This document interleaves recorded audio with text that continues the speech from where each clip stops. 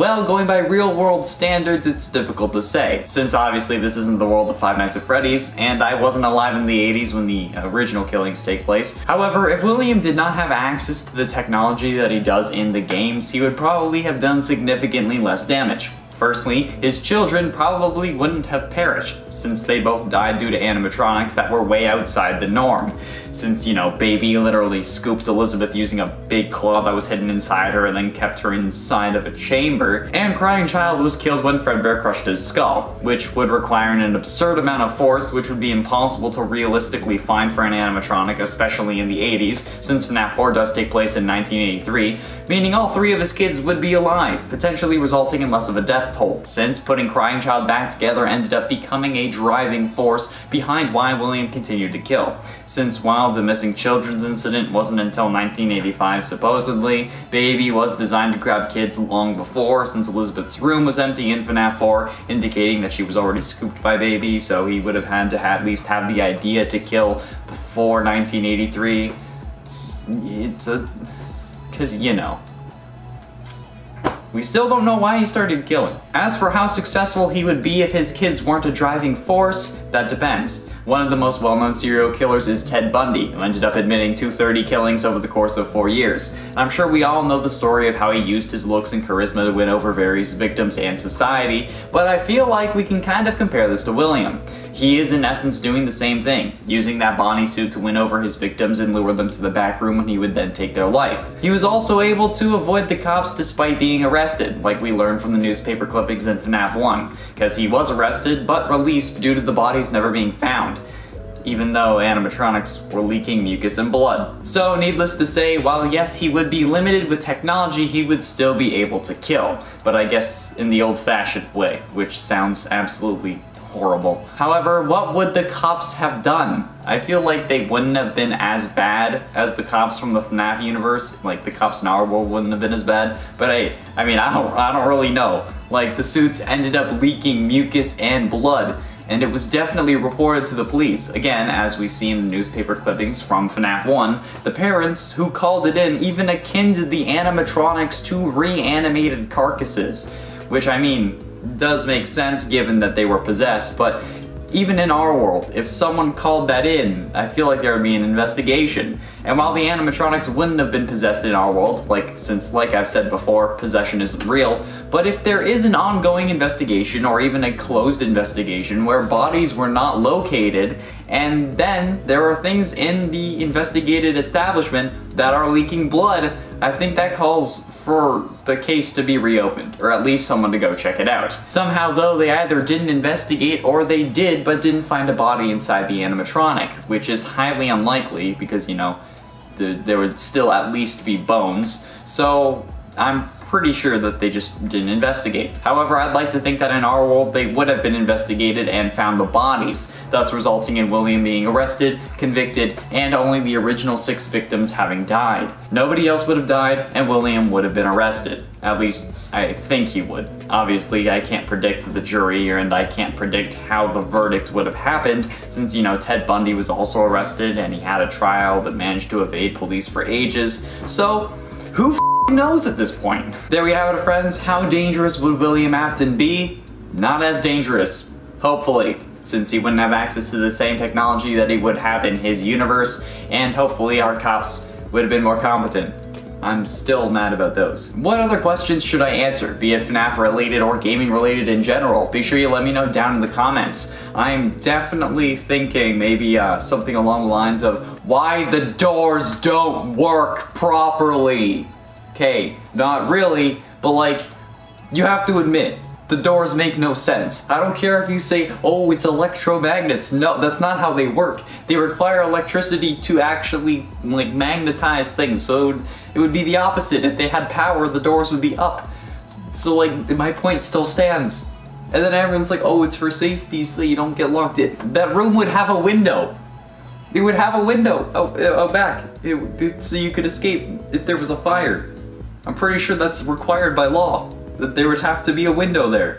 So, why don't the doors work? I don't know. Honestly, I can't answer that question because I would just rant the whole time and it would just be a 20-minute video of me ranting. But honestly, It feels like that's something that you guys enjoy because you're still here watching this part, at least I hope, at the very least. According to police reports that saw the substance in the FNAF books, it's appeared to be a bubbling liquid mercury. The appearance of this glowing silvery liquid is similar to Remnant depicted in the novel trilogy, particularly in the fourth closet, which makes sense given that Remnant, as we know, is a combination of human soul and metal, which is created when a soul possesses a metal-based object like an animatronic endoskeleton. In the Fazbear Frights books, where most of this lore comes from, its powers are expanded upon. Remnant can be used to make already living beings even more powerful through the power of positive memories, kind of like how everyone gets defeated by the power of love in The Flash. The primary scientist studying Remnant is Dr. Talbert, a friend of Phineas Taggart who studied its negative counterpart, Agony, which now means that the agony that possesses animatronics and the human soul are two different things, but seemingly both of which had to come from someone who died. Talbert studied Remnant because his daughter Renelle was sick when she was younger and he wanted to hold on to the good memories of her in case he lost her. Remnant could also be isolated and put into a certain object, so Talbert created a pendant made from Remnant metal as a gift for Renelle.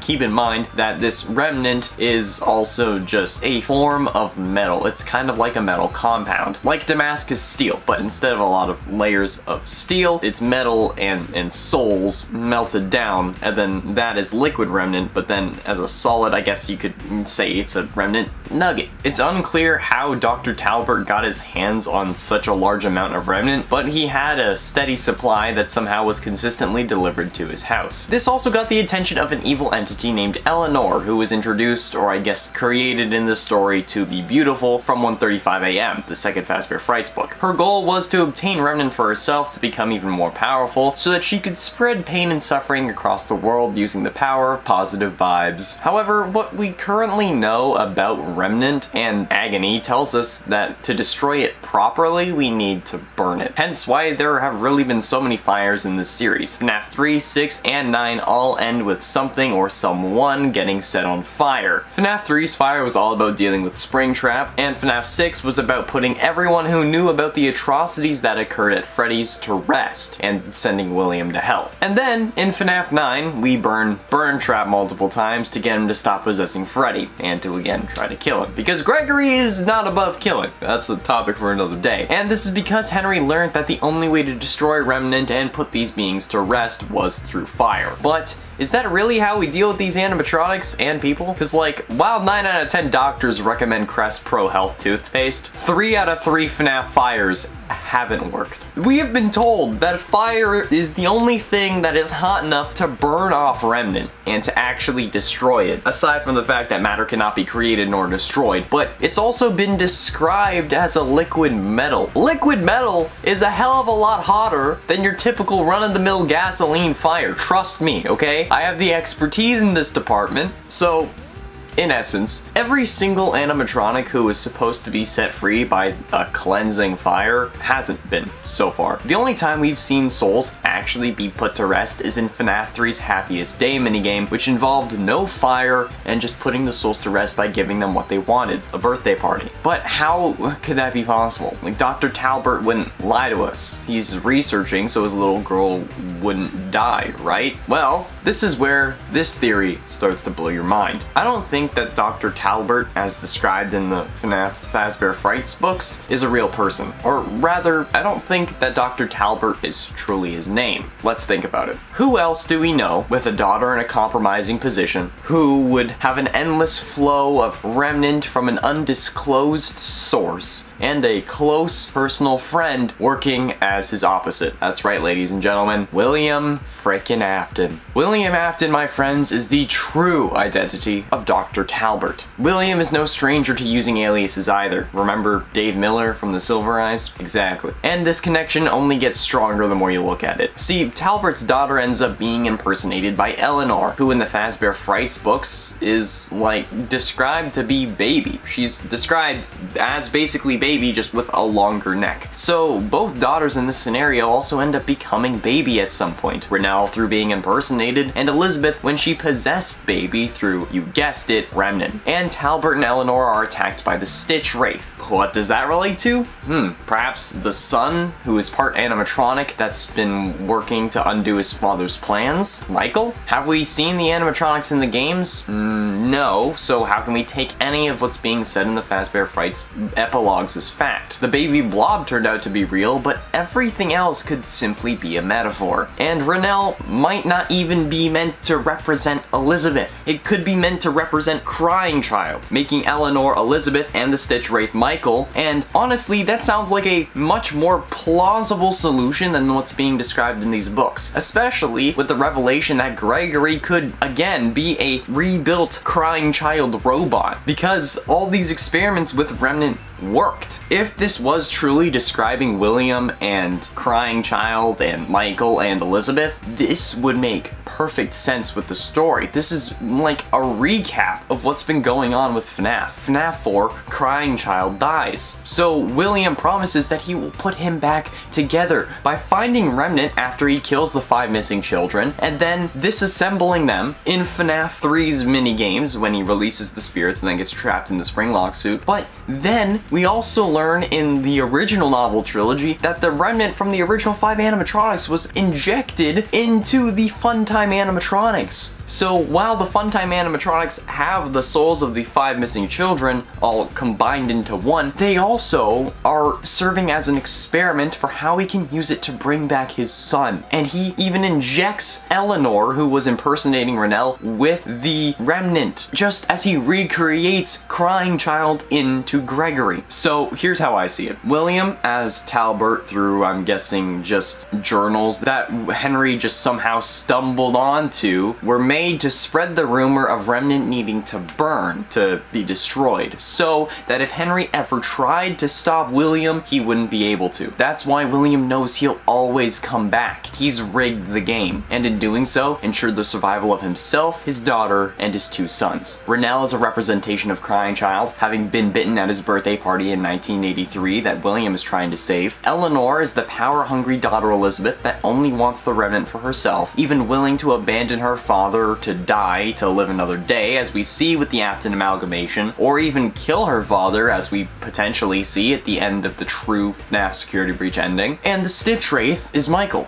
at first misunderstood, killing his creator like Michael tried in the FNAF 3 and 6 Fire, but in reality trying to right the wrongs of his father before him and bring peace to his family. And as we see in Security Breach, they accomplished their goals. Gregory, representing Crying Child, is back. He and Freddy, representing Michael, stopped William, and Vanny, Elizabeth, gets to fight another day. William Afton, or as he was then known, the Purple Guy's first appearance was in Five Nights at Freddy's 2, which takes place in 1987. However, he only appeared in the minigames, which dated back all the way to 1983, the start of his killing spree. However, his story goes further back than that, to when he lost his wife under mysterious and unknown circumstances. William Afton is a father as well, to 3 children. Elizabeth, Michael, and another, however we haven't been able to definitively identify his name. Working theories involve Evan, Chris, and Michael, although currently we refer to him as CC or Crying Child due to his appearance in FNAF 4 being constantly crying. But this is where our story truly begins, Five Nights at Freddy's 4, which takes place in 1983, the same year William starts his killing spree. At the time, we still knew him as the Purple Guy, and before this game, at some point either earlier or in a year prior to 83, William loses his daughter Elizabeth to the Circus Baby animatronic, which he had designed in order to capture kids. We interrogated him, however, he avoided all questions, and without a body, we had no reason to hold him. A quick transcript from that interrogation, quote, "Officer, there's no doubting what you've achieved on a technical level. These are clearly state of the art. There are just certain design choices that were made for these robots that we don't fully understand. We were hoping that you could shed some light on those. She can dance. She can sing. She's equipped with a built-in helium tank for inflating balloons right at her fingertips. She can take song requests. She can even dispense ice cream. With all due respect, those aren't the design choices we were curious about, Mr. Afton." After losing his daughter, William seemed determined to not lose another kid, making a series of plushy cameras, which could have just been the one camera that Crying Child took everywhere, of Fredbear plushies. He planted these sorts of cameras in 3 locations around the house, as well as various other places in the vicinity of his home and his workplace, in an effort to keep his other son away from the place that ended up taking his daughter. However, this effort proved futile, since in 1983 at some point between April and October of 1983, given that the cutscenes we see have no snow on the ground, and given that Crying Child is wearing a t-shirt and shorts, it must be spring or summer, so more realistically at some point between April and August of 1983. Crying Child was shoved into the Fredbear animatronic mouth by his older brother, resulting in his head getting crunched by the animatronic, which shouldn't have been able to happen, but that idea was never investigated for some reason or another.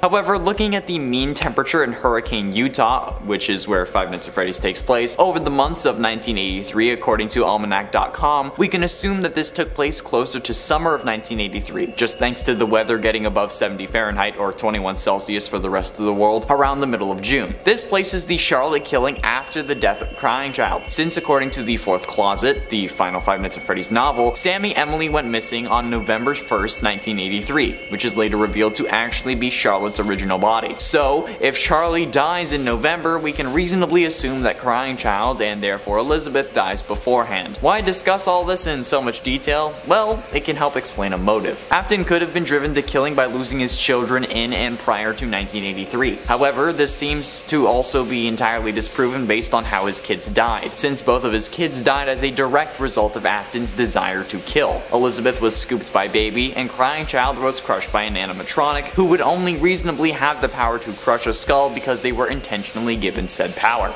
Another theory is that while he had the desire to kill, he only succumbed to his demons when his children died. However, Elizabeth's death directly disproves that theory as well, since she was particularly told not to go near the baby animatronic, and Afton had created a whole business around the Funtime robots, all of which have secret containment chambers to store away items, as he puts it. And I think that was his intention when opening Circus Baby's Pizzeria, only closing after the first day because his daughter was the one caught rather than someone else's. To find other potential motivation, we need to look at his first kill. That's typically the most significant one and provides us with the most information. Afton's first kill was Charlotte, as we've mentioned before. This could mean plenty of things, especially considering how it's his business partner's daughter, who he kills outside Fredbear's family diner, not wearing his signature Spring Bonnie suit. But while his motivation is still unknown, his crimes are known, at least during his spree from 1983 to his eventual true death in 2027. In 1983 he killed Charlotte, and then in 1985 he killed 5 more. This incident we came to know as the Missing Children's Incident, and victims we now know as Jeremy, Fritz, Susie, Gabriel, and Cassidy. Each body was stuffed into a different animatronic suit, which for some reason weren't investigated when reports came in that they were leaking blood, especially when the bodies were never found, resulting in the inability to convict Afton. After some thorough investigation from my predecessors though, we've learned that Jeremy was inside Bonnie, Fritz was inside Foxy, Gabriel was inside the company mascot Freddy, Susie was inside of Chica, and Cassidy was inside the Golden Freddy animatronic. After killing Charlotte, Afton did all of the killing inside of this Spring Bonnie animatronic, which was a Golden Bonnie animatronic present at the first Fredbear's Family Diner location where his son died, and as well as where he killed Charlotte, which could be a reason why he wears the suit, wanting to bring his original kills with him, or potentially wanting to bring his son with him in a sense. After this original Missing Children's incident though, Afton went on to kill another 10 currently unnamed victims, but the original 5 were the ones that haunted him the most, causing him to flee into his murder suit for comfort, but his haste coupled with the moisture of his room thanks to failing ceilings resulted in the spring lock mechanisms failing, and the animatronic aspects of the Spring Bonnie animatronic being put back in place with Afton still inside. However, somehow this would not kill him, and would instead fuel a new location called Fazbear's Fright in 2023, as well as a series of animatronics kids can order to their homes thanks to Fazbear's Funtime service, which seemed to release conveniently and in time with the COVID-19 pandemic as a way for kids to get their favorite animatronics on demand at their home. As to why they were shipping versions of their serial killer,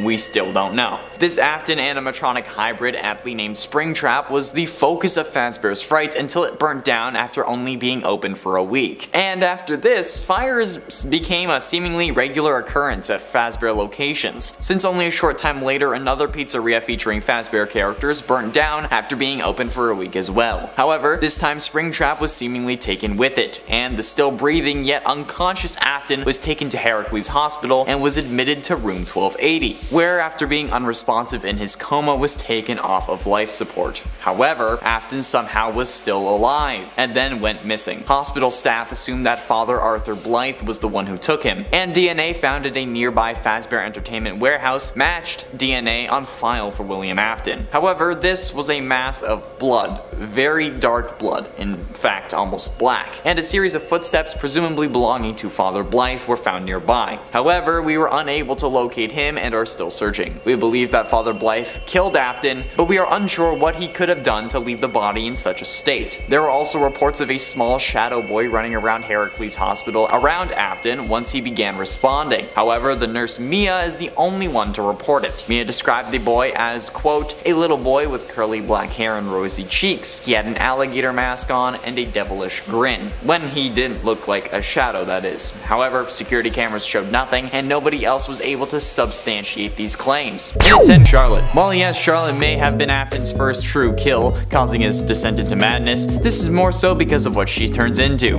In the games, Charlotte ends up possessing the puppet, who then gives life to the other animatronics, which causes you to disassemble them and release their spirits, and then scare you into your spring bodysuit that crushes you, and then starts your descent into further madness. But even discounting the game aspects of killing her being a mistake, in both universes where William kills Charlotte, Henry comes after him for it, which results in what should be his death multiple times over. And not to mention how in the book specifically, unbeknownst to her, Charlie is an animatronic robot that was meant to replace Henry's daughter, and it's also revealed that the animatronic is also the baby animatronic that we know and love, who can switch between her forms at will.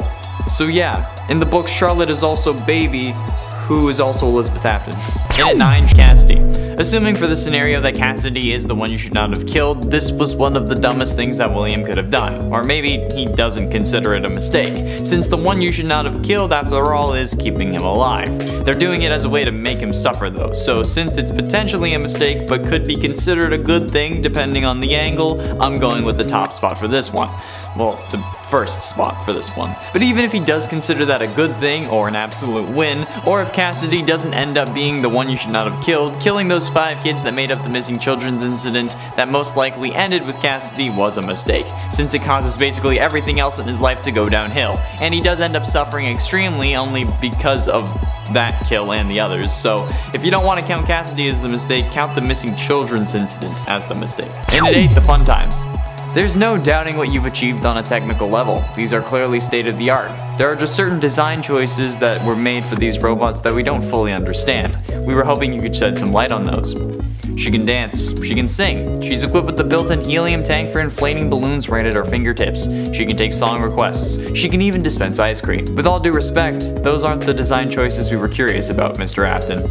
This classic line of Afton being interrogated that plays the first time you open Sister Location is definitely showcasing this idiotic mistake.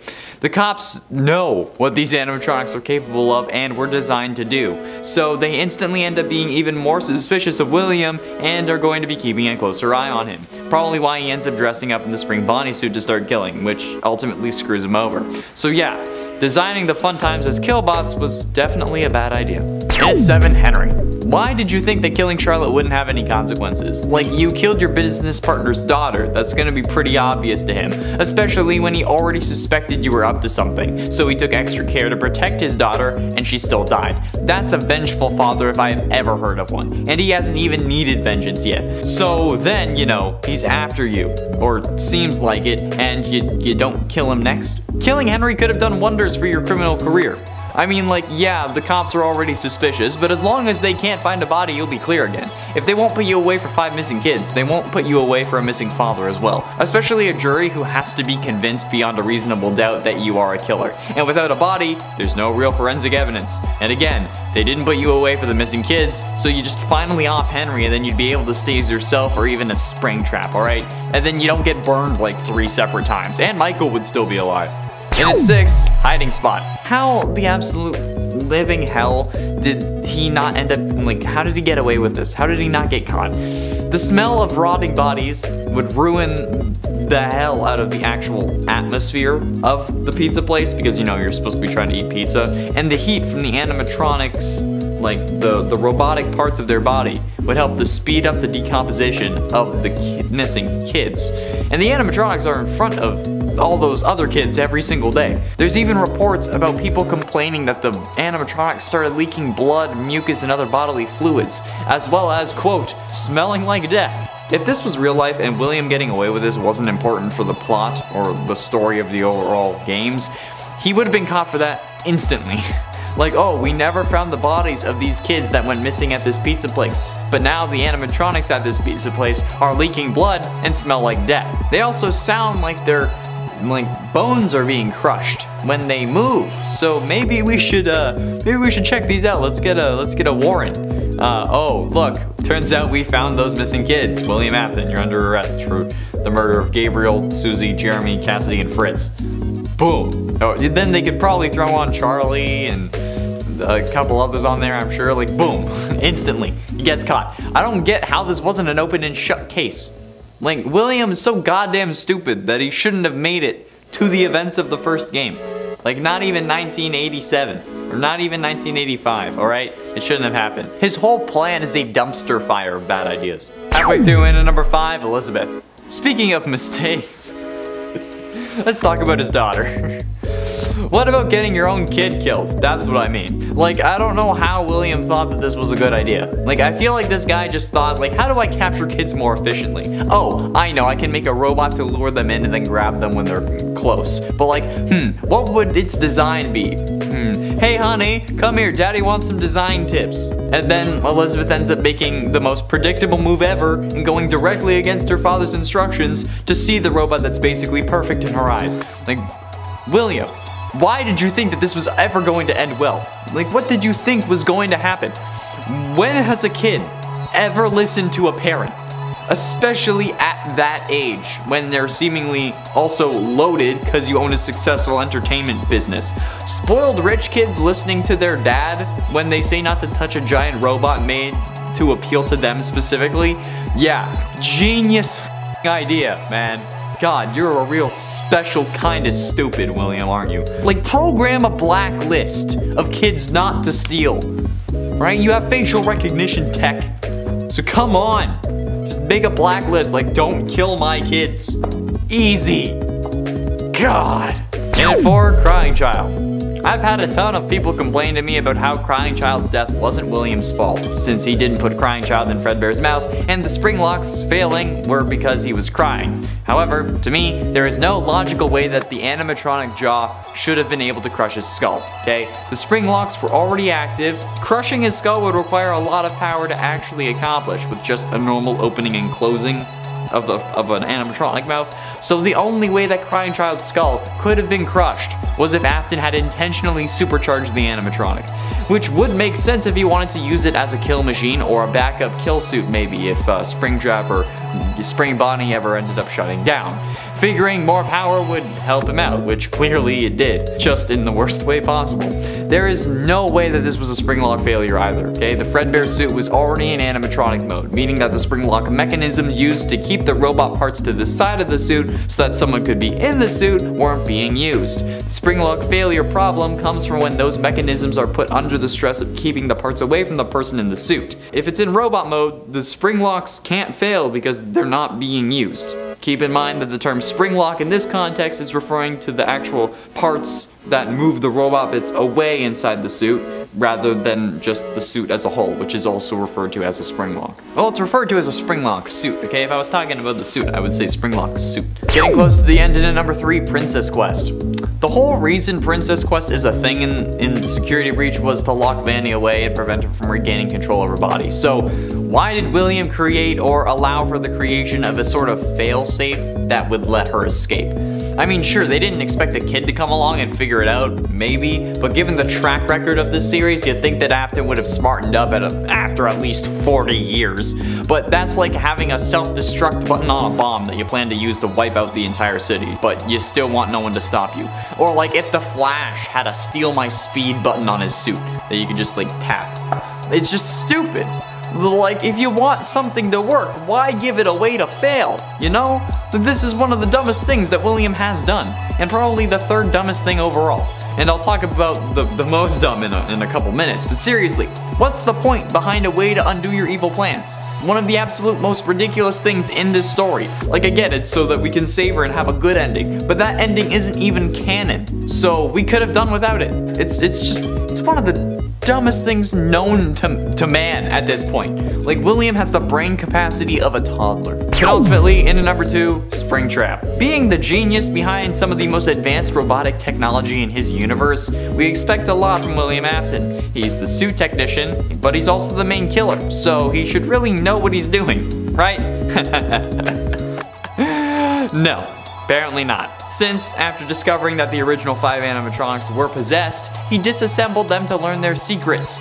This inadvertently released the spirits of his original 5 victims, however, causing William to panic, which is fairly reasonable since, firstly, they're freaking ghost kids, and also because they're ghost kids that he killed. So, this absolute animatronic genius, the technician that handles the suit maintenance and has explained to every employee the proper procedure for the spring-lock suits, including the spring bodysuit that he uses to kill, ends up climbing inside the suit in a panic, in an attempt to make himself feel more powerful and maybe to scare the ghost kids off. However, since he's so smart, he didn't notice the moisture of the room, the leaking ceiling, which ended up causing the spring locks that were active at this moment, since it was in suit mode, to fail, which would have killed him had he not been possessed by the one you should not have killed. Ironic. And finally, in at number 1, location. The biggest mistake William has ever made, and I will stand by this till the day I die, was the fact that he killed people in his establishment. Okay, it's unknown if this was always his intention, but come on, who the absolute hell thinks that this is a good idea? Who in the comments wants to justify killing your prime demographic in your place of business? Dealers don't kill their best customers, right? Because it's bad for business. So why would William think it's a good idea? Literally, go anywhere else. This is like basically killing someone in your house. Okay, it's putting unwanted and unneeded scrutiny on everything you do. You even end up getting banned from going back in there while the investigation is underway. And it's not like it helped your business. You had to close the first location, resulting in you having to open another location called Circus Babies that ended up killing your daughter. So I think that this mistake is the one that caused every other mistake in the series. All you had to do was kill someone at the park. If you killed someone at the park instead, your kids would be alive.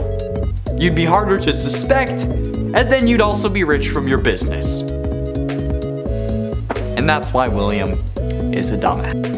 In at 10, missing children's incident. I mean, this is a fairly low-hanging fruit since it's like the inciting moment for the whole series, but I think it's worth calling out at least number 8. The missing children's incident, in case you forgot, is the infamous incident where 5 kids go missing inside of Freddy Fazbear's Pizza and are never seen again. Police investigated but were never able to find the bodies, thus they had to let their suspect, in this case William Afton, go due to a lack of evidence. However, this is one of the most horrifically painful moments that you can think of, especially if you're a parent yourself. 5 families went into Freddy Fazbear's wanting their kids to have the time of their lives in 1985, but left without their favorite people. They had the time of their lives, alright. It just so happened to also be the end of their lives. And not only that, but Afton ends up getting away with it since the police were terrible at their jobs or were getting paid off. Still not sure which one is the case in this series, but the missing children's incident is one of the most messed up things to ever happen in this series, but without it we wouldn't have the series. At least it's all fake, right? Possibly killed wife. This hasn't been confirmed as of yet, so it's currently not canon. Many people still consider William Afton offing his wife to be the story of her demise, even though technically we know nothing about her, and she could still be alive for all we know. Many people consider her to have died in either a car crash or because William killed her, and those are like the most common thoughts on the matter. Although the her dying in a car accident thing came from like a FNAF original music video that was probably using Minecraft characters that is in no way canon to the series. Like, I've had people yell at me in my DMs telling me that it's canon that she died in a car accident, but no, it's not. It's not even canon that she died, really, but the potential is still there that William was the reason she kicked the animatronic parts filled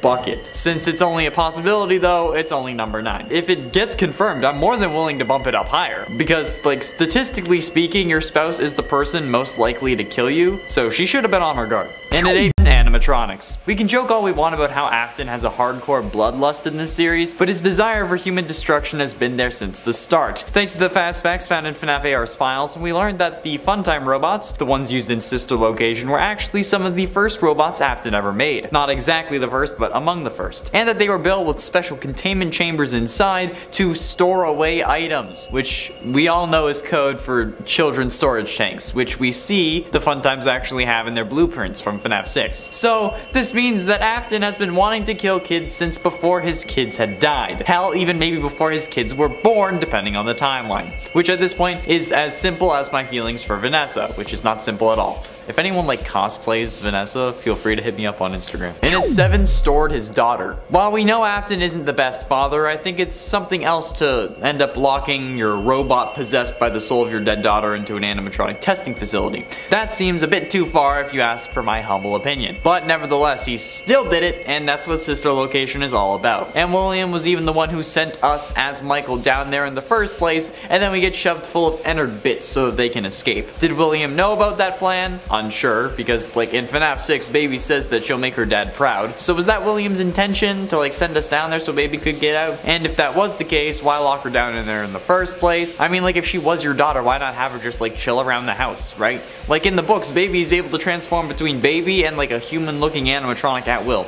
So why not add this to that version, and then you can have your daughter back, albeit a little more messed up. But like more like you in the long run, right? I don't know. This family is messed the hell up, and nothing makes sense. And at 6, lied about Remnant. Now, this isn't confirmed, much like the fact that he possibly killed his wife. However, this seems like the most likely explanation to me. So if you want a full explanation as to why I think Afton was the one who lied about Remnant, go check out that video linked up in the iCard. But I'm going to wrap this up quickly here. Basically, there have been 3 fires so far that were meant to finish off William Afton, and none of them have worked. The reason Henry tried fire was because that's supposed to be the thing that can burn off Remnant. However, Remnant can also be found in liquid form, so how can it be molten but also be burnt by fire? It makes more sense that William made up the lie that he could be killed by fire, so Henry would keep trying and failing to kill him, so he wouldn't have to worry about actually dying, since literally every time he's been caught in a fire, he has survived. And the other animatronics infused with Remnant also survived, like Baby, the puppet, and entered in FNAF 6, as we see from the Blob in Security Breach. Halfway through into number 5, Vanessa. Possessing Vanessa was certainly one of the more messed up things that William did. It just sounds weird, you know? Like this guy pops up into your VR headset, then takes over your body without your consent, so now you end up killing for him. That's kind of messed up. Actually, no, not kind of, that's incredibly messed up. I mean, she knows what's going on too. She actively talks in hushed tones about how she can't talk about it to her therapist. So like, what the hell is the dynamic here? I mean, possessing someone is already pretty messed up, but then causing them to make a rabbit costume so you're still a furry is a whole other set of kinks that I don't even want to talk about. And then, she knows that there's an evil inside her, but she can't do anything about it. She fears for her life, which only makes me wonder what William has been saying to her, and she's now, with full knowledge of her darker half, willing to lock a kid in a lost and found room until the police arrive, despite never calling the police, and then lets that darker half track him down. And at 4, later that night. The Midnight Motorist minigame seems simple enough, but the true horror of this minigame comes from the implications of it. Since in the game files, the minigame is known as Later That Night. Most people akin the game to what happened after William kills Charlotte outside Fredbear's Family Diner in FNAF 2's Take Cake minigame. But if this is true, this is probably one of the scariest moments in all of FNAF history. This man just killed someone, but then goes home to his kids, reprimands his son and abuses him by locking him in his room so much that he had to break his window to escape. Plus, think of all the people driving past him,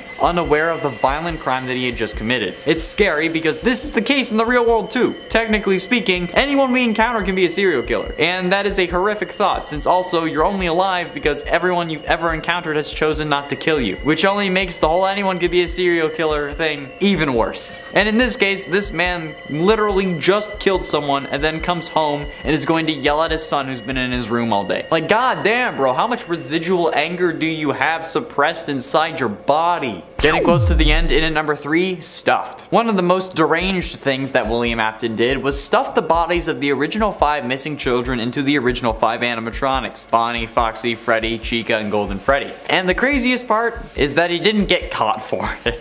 Yeah, he didn't. The animatronics smelt like death, started leaking blood and other fluids, and the police didn't bat an eye. He put these bodies in animatronics that perform for other kids and their parents every single day. How does anyone think that that's a good idea? Unless it was his way of displaying his kills or something, like some of the crime shows like to mention. How some killers enjoy the world knowing what they did, since it helps them feel more powerful or something, fuels their ego. Like maybe even if they didn't know that the bodies were there, William could be using that as an ego boost, which is messed up. And also ruins the whole he did it because his kids were dying theory, aside from the whole him killing before his kids died thing. Also, how did the police not confiscate the animatronics for evidence? Penultimately, in at number 2, first victim. They say a killer's first victim is the most important, since it usually indicates what got them to start killing or other psychological clues that they could use to predict his next moves. But in the case of William Afton, his first victim was the daughter of his longtime business partner Henry, which is hella messed up because she was 3 at the time, that time being 1983.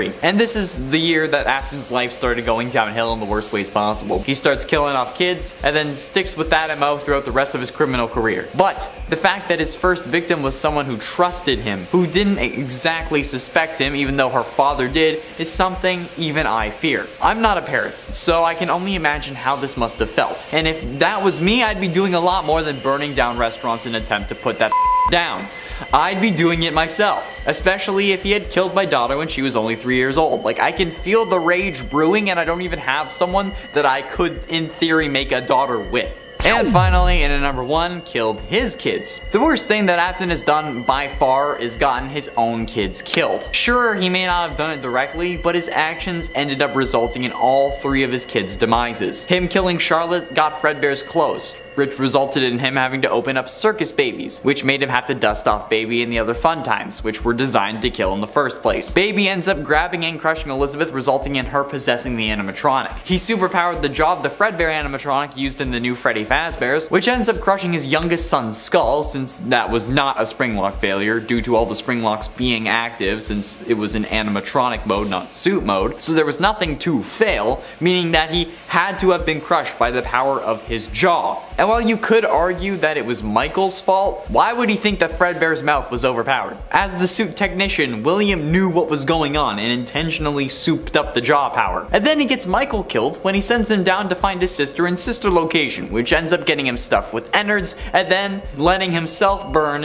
in Pizzeria Simulator. So yeah, William's actions got all 3 of his kids killed, just because he had to kill his business partner's daughter. In a 10 buyout, this could also be about business, however. William could want control over Fazbear Entertainment, and could maybe not have the money to buy out Henry or activate the shotgun clause in their contract. A shotgun clause being a special provision in a partnership contract used to force a partner to sell stake in the company or buy out the other partner, basically forcing one of them out of the company, so the other would be alone. William may know Henry has enough money to reject a shotgun offer and counter, forcing William to leave. So killing the missing kids could be a way to get Henry to consider leaving. And when that didn't work, he moved on to Henry's daughter Charlotte, who possessed the puppet and made everything more complicated. Henry eventually did end up leaving, since we see in FNAF World that Baby kills Henry in that game. So, yeah. In at 9, Bloodlust. The reason for Afton killing could be simple. He could just want to kill. It could be a compulsion like any classic serial killer or psychopath. He's more calculated than that, but it could still be a basic human need in his eyes. He could prey on kids because they can't really defend themselves. Sure, they can resist, but only if they see it coming. He's all about gaining their trust. A kid won't be looking over their shoulder at a character they've known for so long after he's just given them a slice of pizza or cake. Plus, kids' bones are incredibly easy to break. Not that I know from experience. I have no idea why you suggest such a thing. What? He could just have a compulsion to kill, but uses the easiest target so that he won't have much of a fight on his hands. And at 8, Loss. William could have suffered a major loss that caused him to fall off the wagon. This could have been his wife, or baby mama, a parent, or both his parents, or maybe even another kid that we've never seen and don't know about. It has always been a mystery what happened to the mother of Michael, Elizabeth, and the crying child, but to this day we don't have a full explanation. Maybe she left and that caused a break in his psyche. Maybe she got caught in a house fire like Immortal and the Restless seems to indicate. Or maybe she did die in a car crash like some FNAF Minecraft music videos depict it. The loss of a family member, loved one, or something else could be what caused this entire series. And at 7, Pot. There are plenty of reasons William could start killing. He's smart and proficient at this point, but have we considered the fact that he wasn't always the killer we know? Everyone has to start somewhere, so what if he was doing some form of illegal or killer-like activity and he was caught and had to take his first human life? He could have found Susie's dog on the street and then been caught by her, thus making him need to kill her too. It does slightly go against the story that we've come to think, since we assume that he used her dog as a way to lure her to the back rooms and put her in the Chica suit, but there has to be something more here that we're missing. He could have been caught by the parents maybe and had to kill them, but realized that adults put up too much of a fight. Or maybe he got caught torturing the dog by his wife, who he then had to kill, driving him further down the rabbit hole. Everything is a possibility until we know the truth. And at 6, annoying. I'ma give it to you straight. Kids are annoying. I don't care if you're a kid, or if you have kids, doesn't matter. Kids are annoying as hell. There are kids who play soccer in the hallway of my building who have ruined multiple recordings multiple times. Even when they and their parents are told that they're not allowed to do that, they still let their kids play in the hall. Scooters, balls, Nerf guns, hell, you name it, they're using it. I honestly don't blame William at that point. If we go back into a stay-at-home and I have to deal with those creatures, you'll have to start calling me the purple guy. Afton could have been pushed to the brink by all the screaming children at Freddy's and then just wanted some peace and quiet.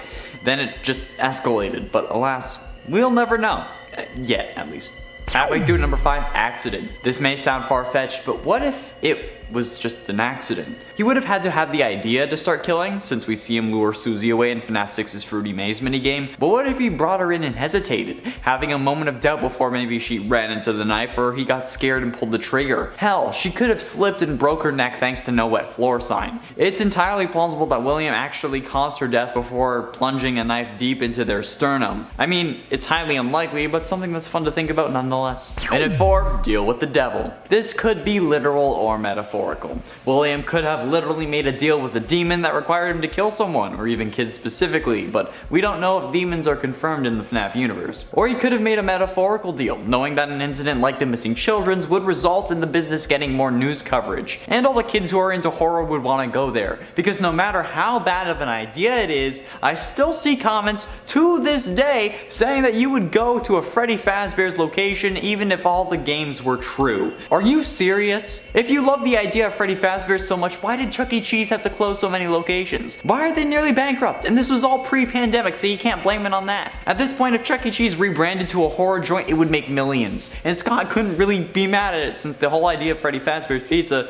is based on Chuck E. Cheese. It made him a lot of money, so why can't it make them money? Sorry, this kinda got out of hand, but you get the idea. And at 3, mental break. William could have just suffered from a good old-fashioned mental breakdown so bad it caused him to go on a killing spree. I mean, we've all had at least one, right? When you see quick saving up in the top left corner, yeah, you know that you're gonna load that up within 5 minutes time. But William's quick save was real. Things could have been piling up. A mortgage, the tax man, investors, the business could have been failing, circus babies had failed. He could have had so much on his shoulders that he thought the only way to save his life is to bring more people to the business by killing off a bunch of kids and making sure they're never found. So we aren't liable, but we also get to see some press, and they'll come around to see if they can piece the mystery together.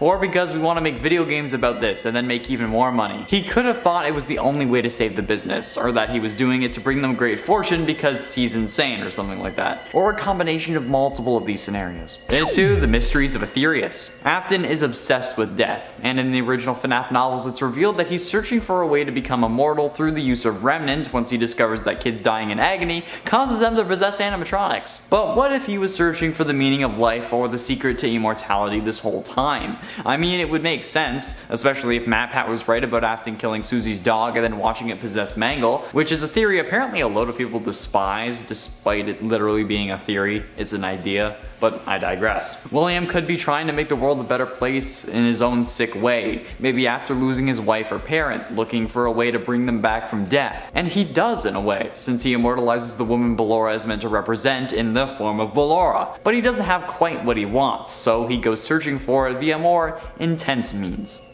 Finally, in number 1, payback. The idea of payback has never really been explored. There is no evidence that it is the reason, and it's all pure speculation, but what if Susie was the child of someone who did him wrong? Maybe William and his wife were in a car accident and she died, and in the other car was Susie's parents, so he took from them what they took from him, someone he loved. Or it could have been a robbery gone bad, or he could have mistaked Susie for another child, and Cassidy was the one he wanted to get revenge on. But they were at the same party and Susie walked in with Cassidy's parents. There are a lot of unknown variables out there, but I'm only proposing a few ideas. But revenge is always a motive for murder. An eye for an eye, they say, or a life for a life. In this case, the one wrong caused countless of innocent lives and so much pain and suffering. Hell, he may have wanted revenge on Henry, so he killed them to shut down the business so that he could watch him suffer, and when that didn't work, he went for the next best thing, Henry's daughter. There we have it, friends, the top 10 reasons FNAF William Afton could have started killing. These weren't meant to be facts, these were meant to be theories, hence the could have in the title. And at 10, Dave Miller. In the novels, Afton is described as being overweight around the time that the actual serial killings occur, but he eventually lost the weight while in his Dave Miller persona, which comes from the FNAF novels, particularly in the Silver Eyes. As Dave, William is stated to be tall and was described as being sallow and thin, with his skin sagging in appearance. His face was poorly shaven and his eyes looked unfocused and sunken, I relate. His security guard uniform doesn't seem to fit him properly, and the uniform was grubby and torn in places. With his name tag hung askew on his chest, the scar on his neck was also ugly and curved, almost like a perfect half moon, and the same scar appeared on the other side of his neck. In the graphic novels, Dave is depicted as having brown messy hair and gray eyes. He wears a security uniform, his shirt is white, and his black tie and his black pants, and due to the spring lock failure incident, there are endoskeleton arm marks on him where his arms are. Yeah, you know, that's also where how he got the 2 scars on the back of his neck, the spring lock. And at 9, Vanny. Vanny is possessed by Glitchtrap, a reincarnation of William Afton, and appears as the main antagonist of FNAF Security Breach. It's also revealed in the Princess Quest minigames that she was the main protagonist of FNAF Help Wanted, the character that we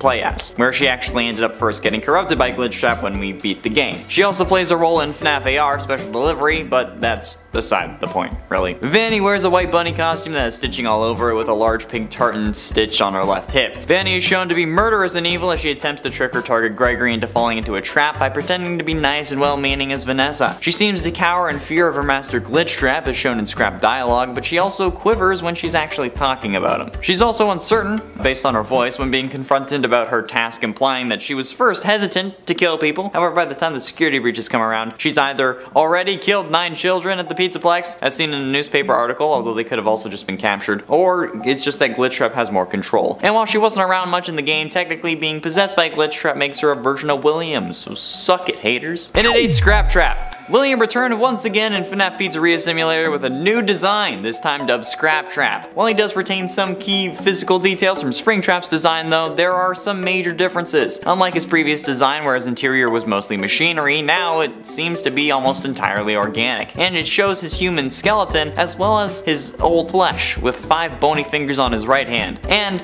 the reason as to why William is so much more detailed this time, probably because more of his body can actually be seen. And you can actually see his full body in like the alley in one of the boot screens. There are way more torn patches in his suit this time with multiple metal wires and exposed and other bits, and he lost his forearm for some reason. Half of his ear is gone, like the last version, and the rest of his right ear is gone. His feet now have fabric over them with 3 large toes. His eyes no longer glow and now they look completely metallic. The mask also has some significant differences with much larger eye sockets, a black nose, a square muzzle, a singular pair of buck teeth, and a row of at the top with like small sharp needle teeth at the bottom too, as well as just being differently proportioned, which begs the question, how the hell did this happen? Artistic license is the actual answer, but in universe I have no idea how his head got bigger. And it's 7, Glitchtrap. Glitchtrap is the digital manifestation of William Afton that first appears in Help Wanted. Glitchtrap takes on the form of a man wearing a cartoonish Spring Bunny costume based on Spring Bunny's original design from a poster advertising Fredbear's Family Diner. He also wears a purple star speckled vest, a purple bow tie, and 2 black buttons around the top of his chest like he's wearing a suit even though it's literally just fur. He also has stitches across his hands and across like the rest of his body because the suit is supposed to be sewn together because it's all fabric and not an animatronic. And he also has vivid purple eyes, which is the tiniest little pupil, and it's terrifying, which are the first thing visible when he actually starts to appear to the player's right. In blacklight mode, his eyes will actually turn blue with white circular pupils, and he has very large whiskers on the side of his face, you know, 3 eyelashes for some reason on his eyes, and large arching arching eyebrows, making him just as surprised as I am. While he is unable to jump scare or really hurt you in the game, that does make him less scary, but he is certainly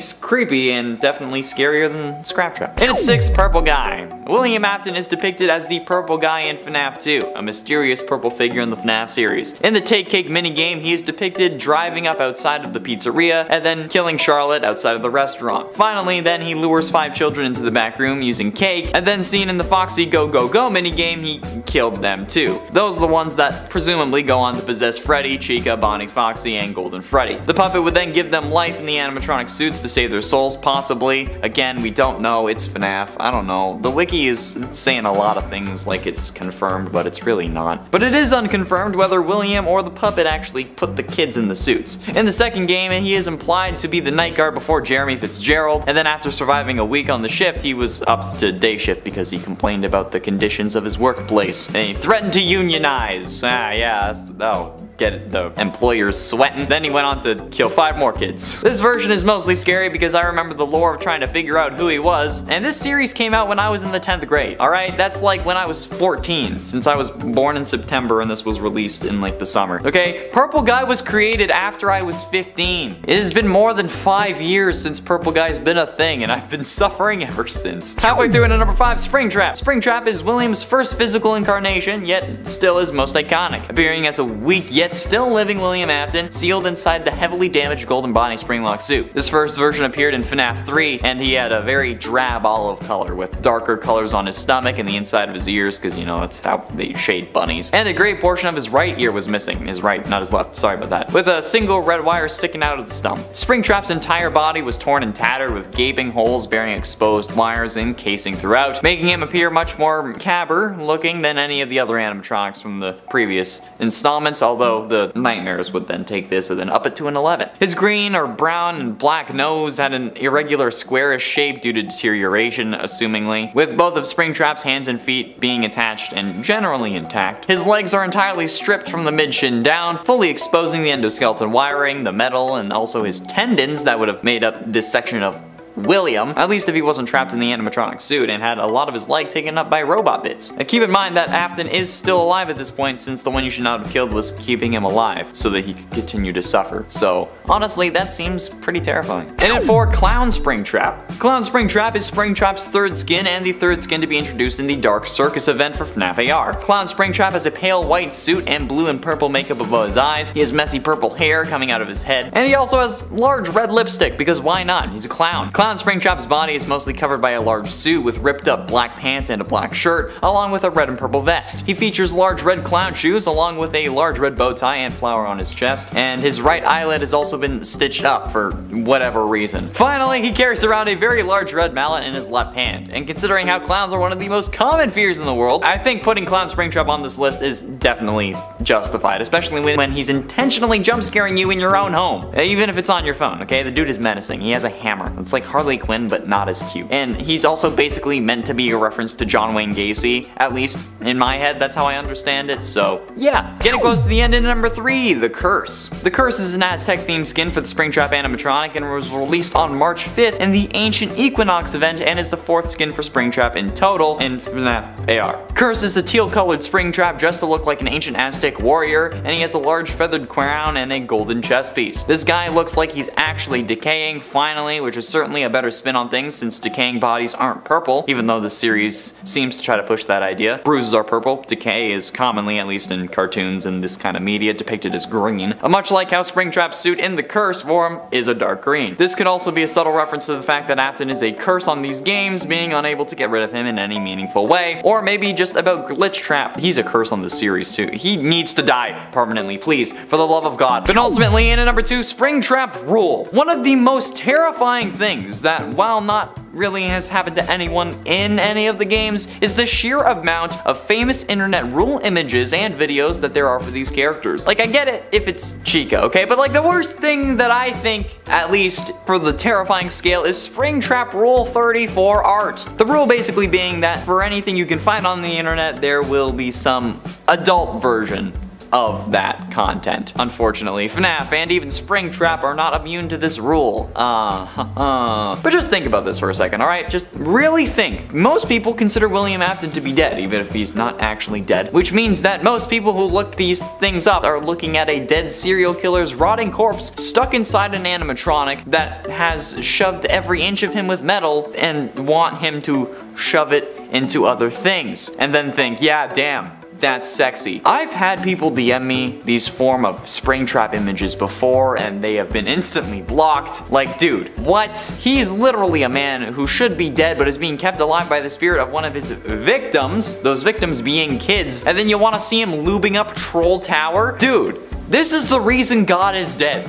Specifically this. Nothing else, just Springtrap Rule 34. Finally, and at number 1, Burn Trap. William appears as the optional yet canon final boss of FNAF Security Breach, named as Burn Trap according to his game files. He only appears in the Afton ending, and this form is a result of Vanny downloading William's soul or code brain from the digital realm into a hybrid of animatronics. I don't even know. Burn Trap's new rotten form appears to be his old one, like a modified, tattered greenish brown spring Bonnie suit, but even more severely withered because he's been through 3 fires, and his entire lower jaw is finally ripped out, revealing the skull covered in blood, which for some reason is still there. His suit is missing fur with the exception of his chest, hips, left foot, upper leg, which were all burned away, revealing more of his corpse and his charred remains. His old endoskeleton has been replaced with some of the endoskeletons from other animatronics, maybe even glam rock animatronics for his hands. He's made taller, and he has claws. God. Just why? And at 10, Purple Guy. We know that William Afton is the infamous purple guy who was introduced in FNAF 2 and has subsequently appeared in almost every FNAF game, with the exception of 4 and 5. We know that William is the one we know as Purple Guy thanks to originally MatPat and Game Theory, who suggested that the name William Afton that had appeared in the Silver Eyes novel would be the name of the game killer, since he was the killer in the novels. Lo and behold, come the opening cutscene for Sister Location, we hear William Afton being questioned about his design choices with the baby animatronic, and with a single line we get name confirmation. Those weren't the design choices we were curious about, Mr. Afton. Instantly confirming MatPat to be correct, and boom, you looking for this? We all got the name of the man we would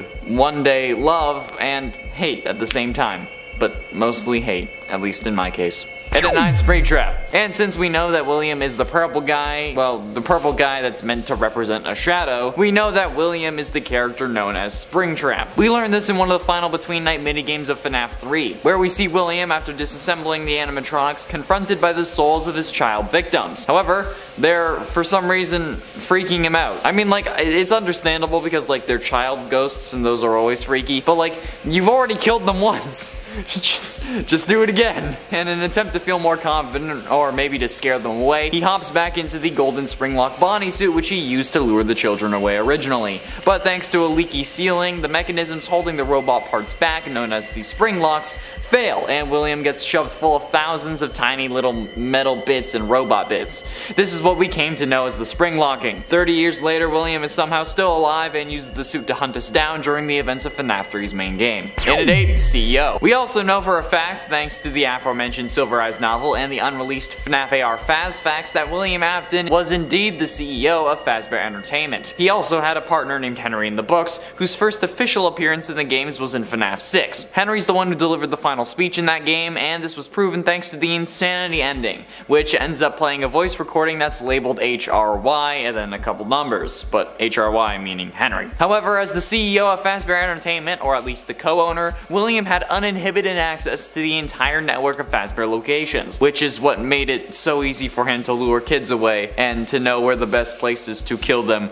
would be. I mean, I hate to be blunt by saying that, but like saying something like knowing the best places to go and do the deed, or a similar phrase, is probably more likely to get us flagged at this point. But yeah, William Afton is the CEO of Fazbear Entertainment. And at 7, main antagonist. William Afton, even if he is but a single man, or I guess a single dad, more on that in a minute, he's still the driving force behind this entire series, and the main antagonist of every single game. To this day. actually. Sure, we may have to fend off some animatronics for 6 hours, but that doesn't mean that they're the overarching antagonist to the series. None of this would be happening if it wasn't for William. It's like a D&D campaign, with William Afton being the big bad evil guy, or BBEG, while the various games and the animatronics are the individual adventures and the minions that you fight. Yes, they're also antagonists, but the big bad evil guy is the reason they're there, therefore he is the main antagonist. William, in this case, is the BBEG, since all the animatronics got possessed because he killed the kids who possessed the suits, including his own daughter.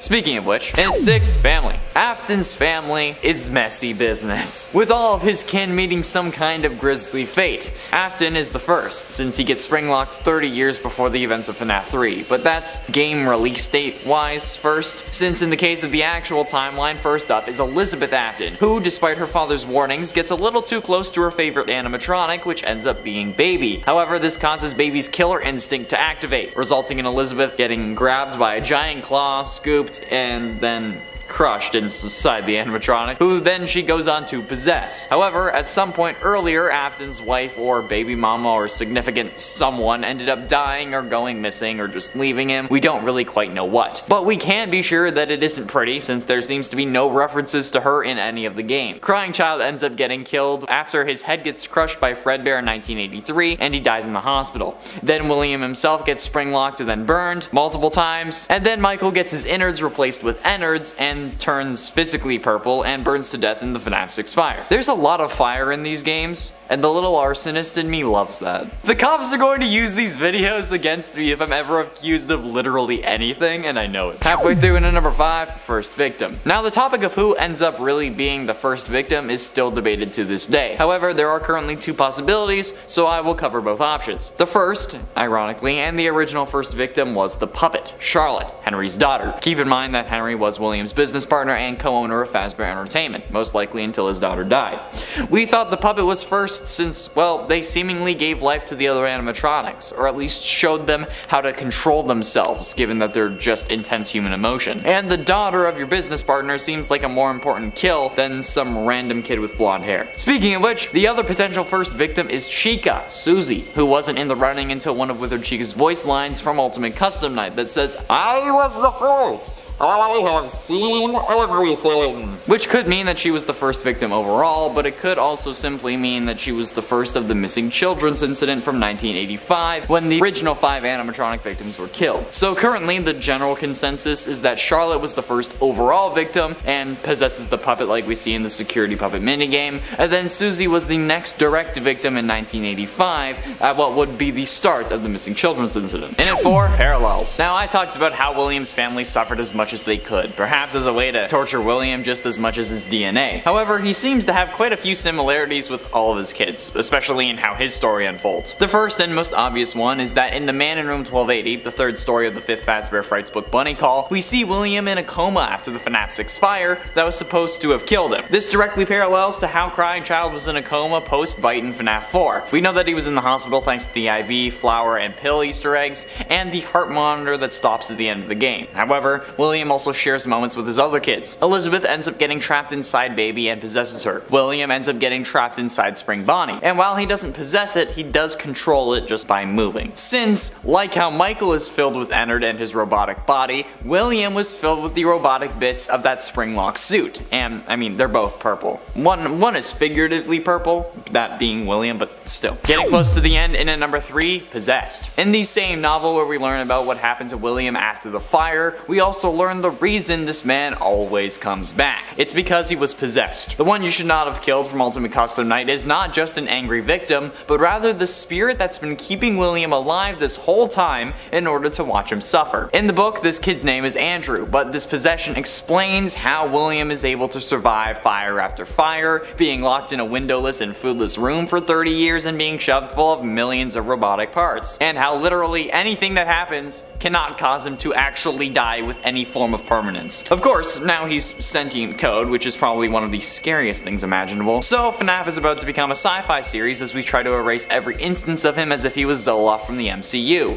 I mean, like, normal sentient robots are terrifying, especially sentient AI, but sentient AI that's literally the consciousness of a serial killer targeting kids is absolutely horrific and unwarranted. Penultimately, in at number 2, had to have connections. William is a clever man, but for some reason this guy still hides the bodies in the worst places. Sure, I don't think cops would initially check animatronics for dead bodies of missing children, but when reports started coming in about them leaking mucus and blood, I think that there would be an investigation. Plus, these animatronics are on display. They're out in front of a crowd on a regular, daily basis. One thing goes wrong and everyone ends up seeing your horrible deeds. So, in my opinion, we know that William had to be paying someone off. Whether it be the police, the courts, the state, whoever it was. Someone was getting paid to leave him alone. Because cops don't just get reports of robots bleeding where some kids went missing and they never found the bodies of those kids and then just not go investigate. Plus, even if William had cleaned out the animatronics, they would still ask why they were bleeding in the first place.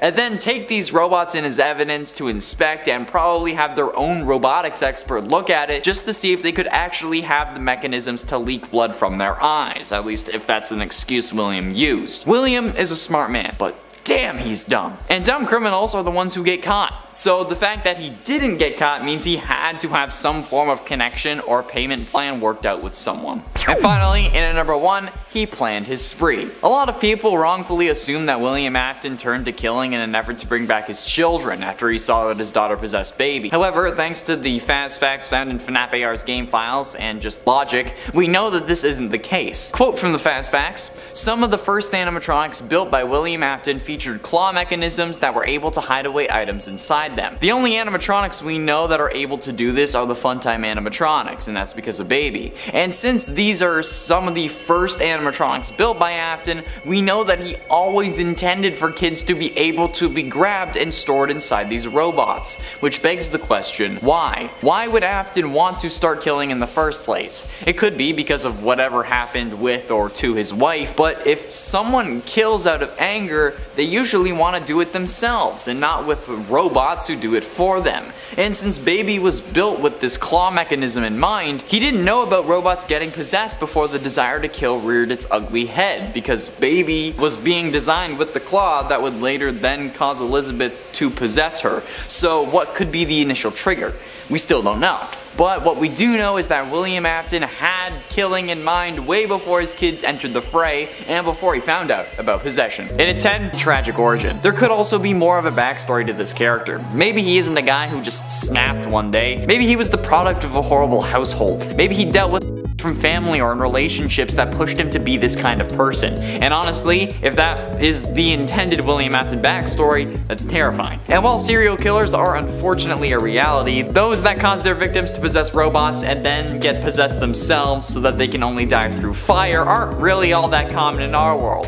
But the existence of the possibility that Afton was inspired by real events that Scott read or heard about implies that there could be a real William Afton running around our world. And until Scott gives up his inspiration, if any, we're gonna be terrified about that.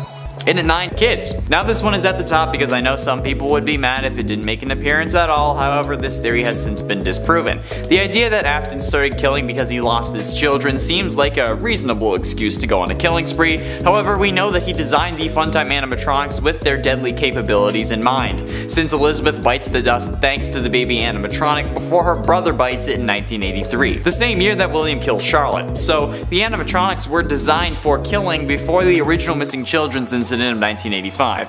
Plus, he could have very well killed Charlotte before Crying Child kicked the animatronic bucket. So it's impossible that William wanted to kill after his kids died or because his kids died, since their deaths are a direct result of him wanting to kill. You don't build robots with giant claws and storage tanks that are the perfect size for a kid and have an animatronic lure them in with ice cream by accident in a date buyout. This could also be about business, however. William could have wanted to take control over Fazbear Entertainment and could not have had the money to buy Henry out or activate the shotgun clause in their contract. A shotgun clause being a special provision in a partnership contract used to force a partner to sell their stake in the company or buy out the other partner, basically forcing one of them out of the company. They exchange offers until basically one of them bows out, so that William in this case would be alone. William may know that Henry has enough money to reject a shotgun offer and counter, forcing William to leave, so killing the missing kids could have been a way to get Henry to consider leaving.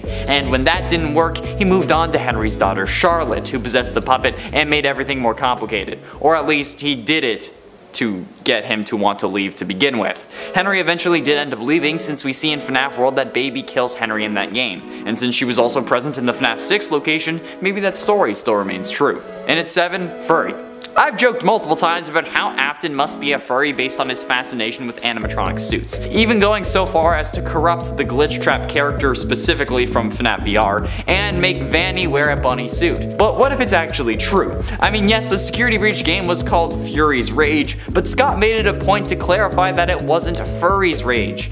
That seems to me like he doth protest too much. Like, what other explanation is there? Vanny is a new killer, but Afton made her wear a bunny suit which already ties her to him. So what's the point of that if not to actively make a point? The man has a thing for rabbits. I don't know if it was Jessica Rabbit or maybe he ended up watching Space Jam too many times, but Afton has got to be a furry. And this could be the reason that he might have been ostracized and turned into a crazy psychotic killer that targets the same demographic that made fun of him in the first place. Luckily, this guy didn't play Pokemon Diamond, otherwise he'd be too happy to see Lompany.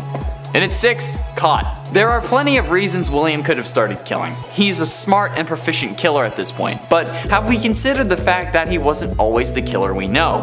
Everyone has to start somewhere. So what if after doing some form of illegal or killer-like activity, he was caught and then had to take his first human life? He could have found Susie's dog on the street and then been caught by her, thus making him need to kill her too. It goes slightly against the story we've come to think, since we assume that he used her dog as a way to lure her to the back rooms and then put her in the Chica suit, but there has to be something more here that we're missing. He could have been caught by her parents maybe and had to kill them, but realized adults put up too much of a fight. Or maybe he was caught torturing the dog by his wife, who he then had to kill, driving him further down the rabbit hole, pun intended. Everything is a possibility until we know the truth. Halfway through, in at number 5, annoying. Look, I'm gonna give it to you straight. Kids are annoying. I don't care if you are a kid, if you have kids, it doesn't matter, kids are annoying as hell. There are these kids who play soccer in the hallway of my old apartment building who had ruined multiple recordings multiple times when I was working from home. Even when they and their parents are told that they aren't allowed to do that, they still let their kids play in the goddamn hall. Soccer, scooters, any form of ball, basketballs, Nerf guns, you name it, they're using it. Hell, I honestly don't blame William at that point. Hell, if we were to go back into a stay-at-home order and somehow those kids had followed me to my new building and I had to deal with those creatures again, you'll have to start calling me the purple guy, even more than you already do. And now that I've said that, I am obligated to bring back the ongoing joke that I have a feeling this video is going to get used as evidence in any court cases that I'm a part of in the future. Afton could have been pushed to the brink by all the screaming children at Freddy's and then just wanted some goddamn peace and quiet. Then it just escalated from there. But alas, we will never know. Although, this one, I'd understand, buddy. In at 4, deal with the devil. This could be literal or metaphorical. William could literally have made a deal with some form of demon that required him to kill someone or even kill kids specifically. And considering how there are ghosts and how people can be possessed and robots can be possessed, we can't put aside the fact that there might be a devil. Or it could have been a metaphorical deal, knowing that an incident like the missing children's incident would result in the business getting more news coverage, and all the kids who were into horror would want to go there. Because no matter how bad of an idea it would be, I still see comments to this day saying that you would live to go to a Freddy Fazbear location. Even if all the games were true, you would still love to go, so you can die there. Are you serious? Bro, Putting the deep-seated problems of the comment section aside, if Afton made a deal with the devil, it could also be another explanation as to how he was able to survive for so long when he should have died. I mean, I know he was possessed by the one you should not have killed, but maybe he was possessed by them because Lucifer willed it so. Or maybe the devil was just impressed and knew that William would be challenging his throne when he came down. So when he was going to die, Lucifer made sure that he couldn't for a while, to solidify his rule in a sense. Getting close to the end, and at number 3, purple in training. Now there is another dark idea that came to me that could explain what happens in these games. However unlikely, I still think that it's something worth talking about, or at the very least something my sadistic ass wanted to talk about. What if William was training his kids to be just like him? In like a Black Widow Red Room kind of sense, but instead I guess it would be a purple room? Considering Afton's seemingly lack of remorse about the deaths of those around him, until, I guess, crying child seemingly, I wouldn't put it past Afton to have this kind of training program to make his kids, whether he wanted them or not, to be just like him. Maybe this is what his father did to him, or maybe it's some sort of twisted family tradition, but then they went off the rails and he had to deal with them. I mean, telling your kid not to go near their favorite animatronic when you seemingly made it to look like her and then allowed it to dispense her ice cream seems kinda mega ultra sus to me. Like, why? Why did you think that would work? Why? Penultimately, in at number 2, payback. The idea of payback has never really been explored, and there's no evidence that this is the reason, and it's all pure speculation, but it's still fun to talk about. What if Susie was the child of someone who did him wrong? Maybe William and his wife were in a car accident and she died, and the one driving was Susie's parents. So he took from them what they took from him, someone he loved, an eye for an eye. Or he could have even mistaked Susie for another child, and Cassidy was the one that he wanted to get revenge on. But they were at the same party and Susie walked in with Cassidy's parents or something. There are a lot of unknown variables out there, and I'm only proposing a few ideas, but revenge is always a motive for murder. And as I said, an eye for an eye, or a life for a life in this case. That one wrong could have caused countless of innocent lives and so much pain and suffering. Hell, he may have wanted to get revenge on Henry, so he killed his daughter and then killed a whole load of kids so that the business would get shut down and he would get to watch him suffer even more after he had already taken his daughter from him. And finally, in at number 1, just for fun. I think the scariest thing of all would be if William just decided he'd start offing kids for the hell of it, because he got bored or because his marriage was dull. I don't know how it would really start or what the trigger would be for, oh, I should kill kids, but we know that he had this plan from basically the start, since the fast facts revealed that the Funtime animatronics were among some of the first ones that Afton made, and that they were designed with the whole claw mechanism and containment chamber in mind. However, the fast facts claim that these were to store items.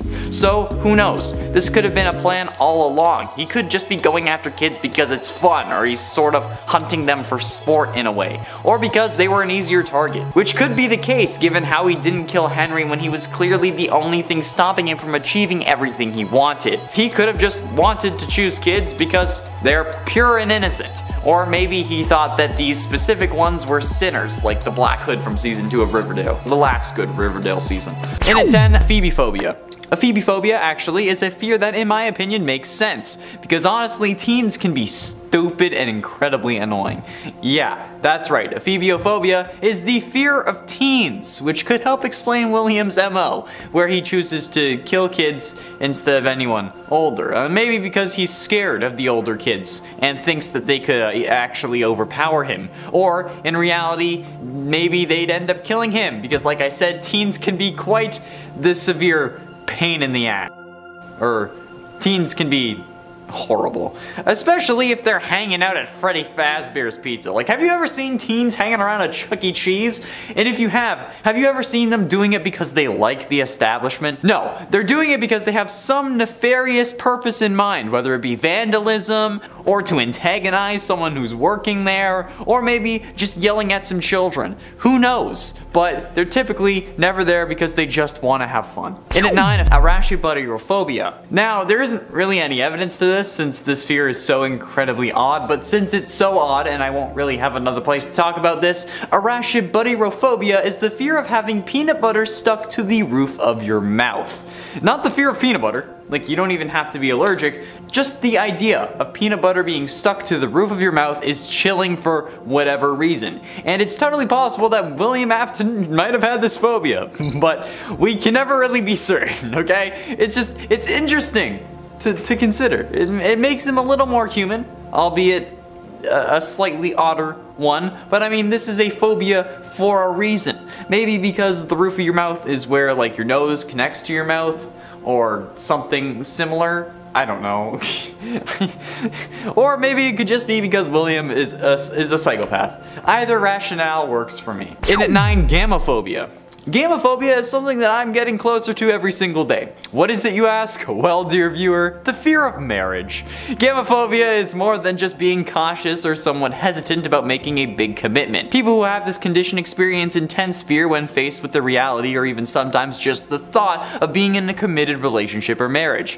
For some people, negative or traumatic experiences in the past can contribute to an intense fear of commitment. Past relationships can also contribute to the onset of gamophobia. Toxic relationships, previous divorce, and infidelity can contribute to a fear of getting too deep into a new relationship, which could actually help explain one of the most curious parts of the series, Ballora. We don't know if William was ever married. We don't even know if these kids are biologically his, meaning that he could have adopted or straight up kidnapped Michael, Elizabeth, and Crankchild. So, a fear of marriage or commitment could explain why he created Ballora, so the kids would have a mother without William needing to commit, whether it be due to childhood trauma or a previous relationship. But considering that he's a serial killer, I'm gonna go with a childhood trauma. In at 7, papaphobia. Papaphobia is one of my all-time favorite fears because it's the name for the fear of the Pope. Yes, the Pope. Like Vatican Big Hat Pope. It wouldn't really explain anything in the series or make much sense.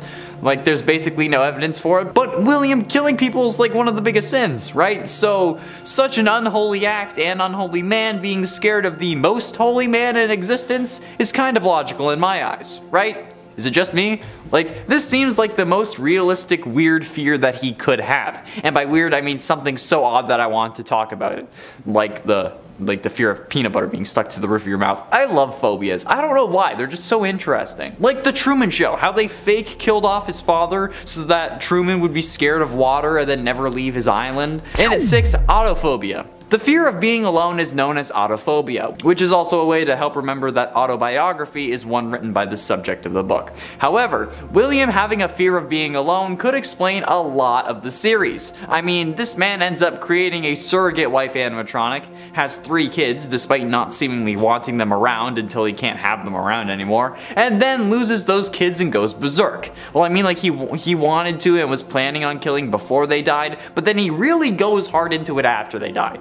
But it could also explain why he tasks Michael with going to find his sister's possessed robot while he's supposed to be trapped in a room alone, because interacting with his only son, in any form I guess, could help with this fear. It could also be that his multiple personalities all keep each other company, since I'm sure every single one of them is a killer if he has multiple, just because it's William, so of course they all would be. Halfway through into number 5, ablutophobia. This one I feel is kind of guaranteed, but ablutophobia is the fear of bathing. And I mean, if a leaky ceiling was enough to cause those spring locks to fail, imagine what getting in a bath would do for dear old Willie. I mean, there's not really a point in being scared of it now since you are one with the machine. They've already spring locked, you're already dead, basically. But this man is decaying or has been skinned alive by these robotic parts, so a bath would be very appreciated by anyone who has to be in your vicinity, because, you know, it probably smells atrocious. Like, worse than anything that the Bones crew would have had to deal with on that show. Even the Palant stuff, because that was...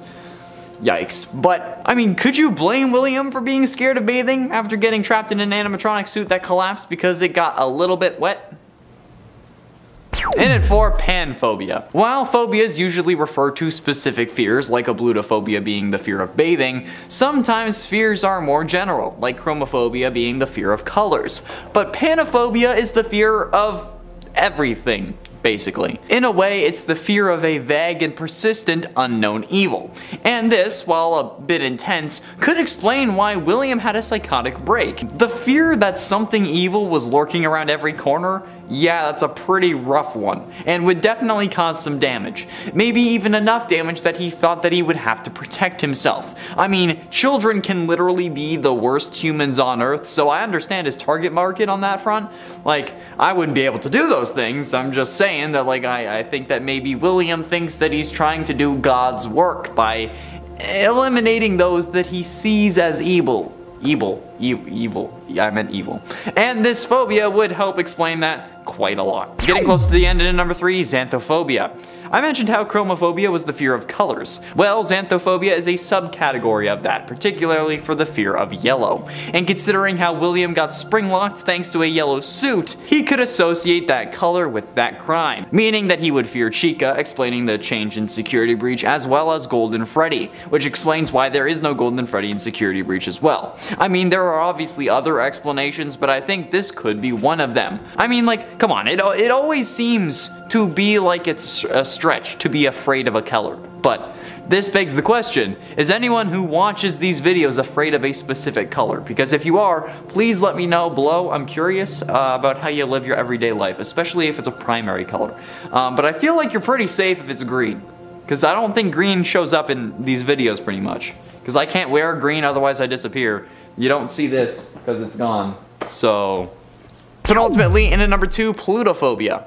I genuinely believe that Afton had to have plutophobia. Not because he didn't want Pluto to be a planet, but because instead, plutophobia is the fear of money. And this man made all kinds of horrible business decisions. Killing people in his own restaurant, hiding bodies in the animatronics. I've gone over this in multiple times in multiple videos, but the only way I can explain it is if this guy was just straight up scared of money. It's like the only thing that in my mind really makes sense. Like, sure, you wanted to use it as a killing den for your homicidal tendencies.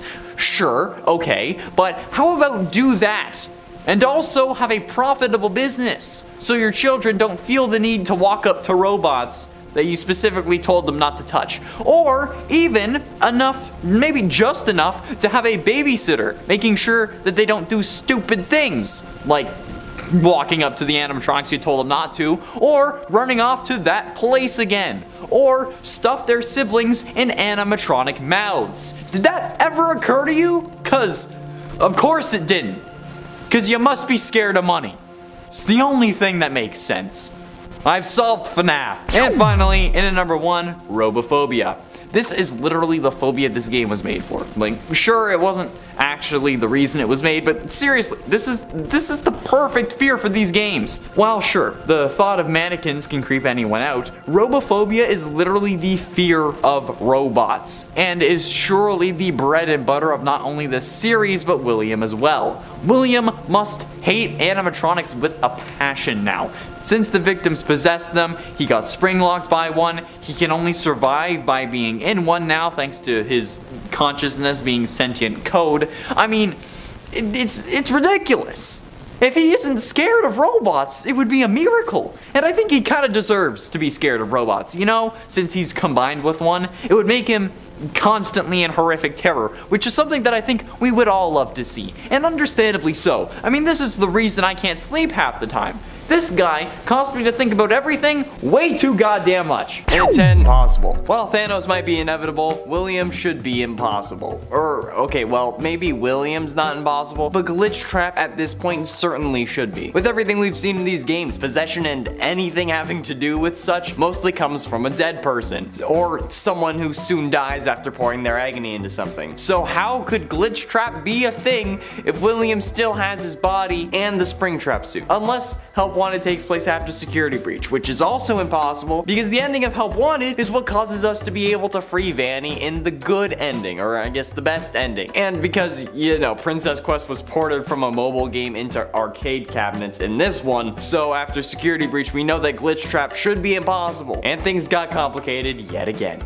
Great. And at 9, Ultimate Custom Night. Now that Security Breach has released and messed with the timeline once more, we know that Ultimate Custom Night was supposed to be like, during. Okay, look, we know where it's intended to be, or at least where it had to be because of these new revelations. The original concept was that it was William's personal hell, but the man in room 1280 made some people believe that it was him, like what he was seeing in a coma, like how Crying Child was in a coma for the main gameplay of FNAF 4. But now we know that Ultimate Custom Night is simply what William is seeing while he's unconscious in the recharge station. It's the only thing that really makes sense if we think about it, because you can't really go to hell if, you know, you're not dead, or if your soul is possessing an animatronic. You kind of need your soul to not have a tether for Crowley to snatch it up and drag it down to the infinite waiting line that is hell. So he kind of can't be in hell until he's actually gone. Innate virus. While glitch trap may seemingly be impossible, we do know that William in his robot form does have some form of coded virus that he can use and control, since he starts trying to take over Freddy basically instantly. And if that's the case, this could explain glitch trap and subsequently Vanny, because if glitch trap was just like William holding his hand to the game while it was being played or something, it kind of gets rid of the whole two versions of Afton thing that seemingly still mind boggles me. So it could be an explanation, but it would also imply, however, that the Vanny version of Vanessa is in fact a robot, and it would seem like there are two versions if we look at the rooftop ending and the security breach office scene where we need to escape before Vanny gets to us, because if we look at the TVs, whoever's talking can be seen, meaning that Vanessa would have to have changed awfully quickly into her Vanny suit to pull off the switch in this time. Plus it explains how he's able to control her, because, you know,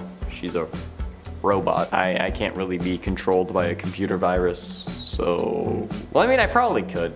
And at 7, future villain. After the canon ending, the blob ends up grabbing William, and then we don't know what happens to him, okay? There's unused death animations for Afton in the game files, but they are unused, so we can't really take them as canon. But in the books, Elizabeth leaves Afton for dead, so maybe that's the case here. Like, the blob stops him from leaving and assures his death, like, just, like, wrings out his neck. I mean, it's certain that the antagonist wanted to be left obscure, since we kinda killed it at figuring things out this time around. But with someone new coming to take over, it's always a good idea to have multiple directions for them to go. Like how they can pretty much go anywhere with the Spider-Man movies now, thanks to No Way Home. So while we don't know for sure how Afton fits into the next game, or even if he does, after Security Breach we know that we could be seeing him again very soon. Depending on how soon the next game comes out, at least. We expect too much from the 87-day sequel that started off this thing. Scott, you shouldn't have done that. I mean, I get why you did it, because like, Bite of 87, but still, you shouldn't have done it. And at 6, animatronic. I've denied that William Afton is an animatronic forever. I never put him on the scariest FNAF animatronics list or whatnot because I didn't believe that he was one. He was a guy controlling a suit being kept alive by the one you should not have killed. Thus, him being a man with robotic enhancements and not an animatronic. However, now, after Security Breach, it looks like I can finally stop saying that, since from the looks of it, Burn Trap is actually dead. And while this could mean that he's allowed to be Glitch Trap, William is still trying to take control of Freddy, thus us knowing that he's possessed that animatronic suit like the original 5 missing kids possessed the original 5 animatronics. It's kind of poetic, since while his jaw is visible, the rest of his body seems to have burnt up in the FNAF 6 fire, resulting in his weight being supported by the endoskeleton. That just kind of proves that he's possessed the robot. Which also makes sense with the way that he walks, since now, like, he shambles, and because he's not used to walking without the support of his full body and the animatronic, so, like, you know. He was also like a 90-year-old man at this point, so I can get why he shambles. He's fully possessed the animatronic now. Burn Trap is the first version of Springtrap or Scrap Trap or William Afton that is an animatronic. Halfway through into number 5, the inside. We know at this point that Afton has to have someone inside Fazbear Entertainment still working in his best interests. The suggestion for Vanessa as night guard came from the top, meaning that they're high up, as we learned from one of the lore duffel bags, and influential enough in the company to build the Pizzaplex on top of the FNAF 6 pizzeria so that William wouldn't be randomly found by some crazy kids looking for a thrill in a pizzeria. They'd be found by a crazy kid hiding inside an animatronic in a pizzeria. Since that sort of thing happens way too often in this series. Which begs the additional question, is this because they're related? Is this because they're related, they know each other, or is Afton controlling more than one person with this virus? But either way, with everything that's lining up for him, there is no way it's an accident. Oh no, not in this series. In any series, I would still find this to be a little too much, but in FNAF, there is a 0.000 -1% chance that this is a coincidence, okay? There's no way that this kind of thing worked out this well, for this character especially. Hell no. And at 4, recharge. William needing to recharge is certainly something that's interesting from a game perspective now that we know more about what's been going on. Perhaps the recharge stations were built because Afton needed one, and the horrible animatronics needing to get in a recharge station every hour is because William needed an excuse to have one actually made so that they could bring it down for him. Because like, I'm sure it took more than an hour to dig that tunnel, and there is a recharge station in that area because of that. But William needs to recharge now, seemingly, making me think that we won't really have to deal with him for much longer until like the MCU decides that FNAF is also in the Marvel universe, and then Afton gets an arc reactor, because that's definitely gonna happen at this point. Disney's gonna be like, FNAF? I want it. And then the next person's gonna sell it, and then boom, MCU. Getting close to the end in number 3, escape. After security breach, we also know for a fact that Afton did not escape the FNAF 6 pizzeria like everyone was assuming, because he was in front of the flames while all the other animatronics were behind it or inside it. Now, do I think that he tried to leave? Yes. But do I think that he might have intentionally stayed? Maybe. More on that soon. But we know that Afton, along with the other animatronics from FNAF 6 that are now part of the blob, did not make it out of the simulated pizzeria, since that is the pizzeria ruins that we see before making our way down to the actual like area where Afton is. Like, the Freddy Fazbear's Pizza we enter after getting out of the elevator is the proof we need. Notice the rectangular stage with a smaller one next to it, the plate colors, the stools, the tables, and even the floor look the same. It also explains why we can find more retro and other posters around, because we also had access to those in FNAF 6. And ultimately, in number 2, the Man in Room 1280. After the events of security breach, I think that it's actually finally making sense of the whole Man in Room 1280 thing. My original issue with this was that if William still had a physical form in security breach and was in a charging station, how could the whole Ultimate Custom Night in Man Room 1280 to glitch trap possessing Vanny really work? And while I don't have an explanation for how William was both sentient code and alive in FNAF 9, or alive air quotes, I have worked out a timeline of events here. Perhaps William wasn't ever sentient code at all, and it was just some form of remnant or agony infused virus that was able to infect minds. But also, the events of the games and stories must now be FNAF 6, Ultimate Custom Night, Security Breach, with Man in Room 1280 taking place after Security Breach. Ultimate Custom Night would no longer be his coma fever dream, it would instead be what his mind is doing before we waking up in Security Breach, since coming out of that recharge station would end up being him beating 50-20 mode, unless we're totally wrong about what Ultimate Custom Night is, in which case, I have no fucking clue what's going on. But yeah, so Man in Room 1280 is what happened to William after the blob gets him.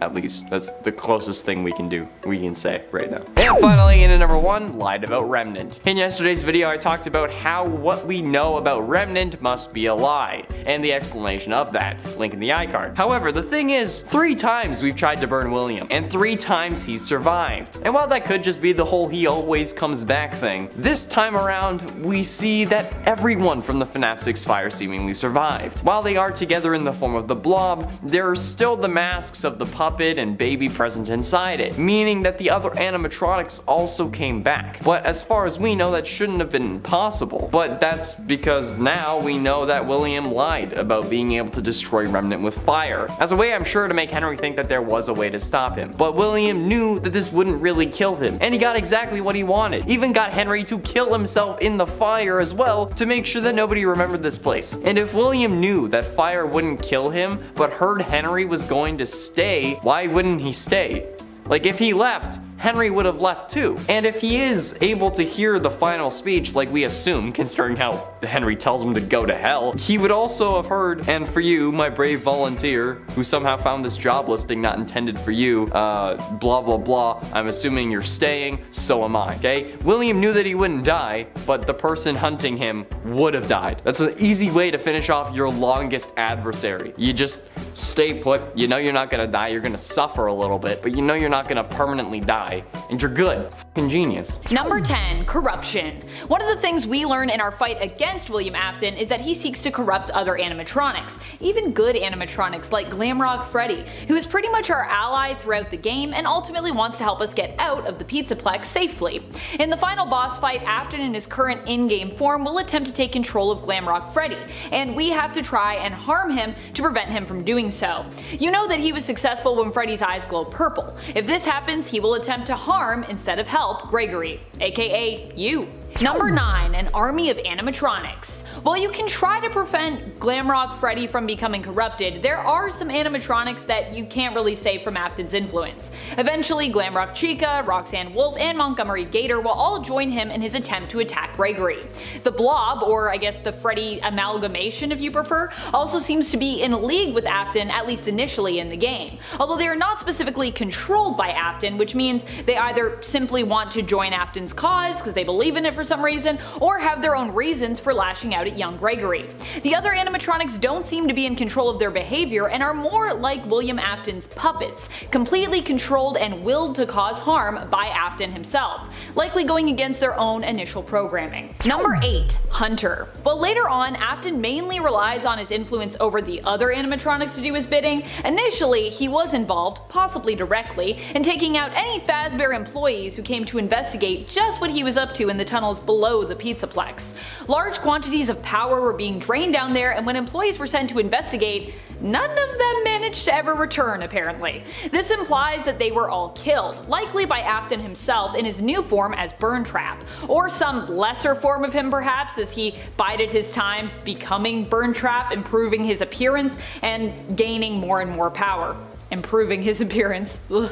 It's not really improved, he's pretty gross. And as he gained more and more power, literally with electrical power, and on an influential scale. Number 7. He survived. So obviously if you have played Security Breach or watched any of your favorite YouTubers or streamers play it at this point, you know that William Afton managed to survive and make it into the game. Not only that, but his physical body even manages to somehow be around. I know, I'm like, isn't this thing completely destroyed at this point? Apparently not. It shows up once more fused with an animatronic suit, managing to have survived all the awful things that have happened to it, like being spring-locked and burned alive. I think he was burned alive twice actually, and also possibly possessed or cursed, depending on which continuity you subscribe to. Though it should be noted that this is probably the most decayed and worse for wear we've seen William Afton look in the flesh. Number 6. Burntrap. This version of William Afton is known as Burntrap. Burntrap is an amalgamation of a bunch of different animatronics, and I believe we actually found the name Burntrap through hacking the game and through looking at the file names. Burntrap is actually a withered Spring Bonnie suit that also has endoskeleton parts from Springlock, Glamrock, and Nightmare animatronic builds as well. Of course, the corpse of William is also permanently bonded with this suit as well, and much of his corpse beneath is visible because of just how withered the suit is. Very little of the suit is still visible, and you can even see all of Afton's skeletal looking gum exposed bottom jaw, as the suit no longer has its bottom jaw attached. Ew. Number 5. Trailer lines. When fans looked into the files belonging to Burntrap within the game, they learned that there was actually a ton of content stored there that simply wasn't used at all in Security Breach, at least as far as we know right now at this moment in time when I'm recording this. However, this content was designed and programmed into his character, it just was never used.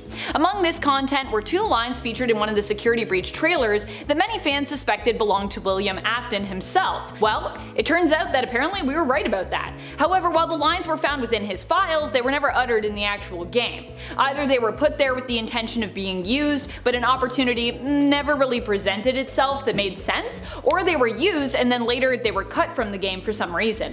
Among them, I believe, was the line, "You will do as I say, you will bring me what I want, and if you fail me, then you will, both of you, burn."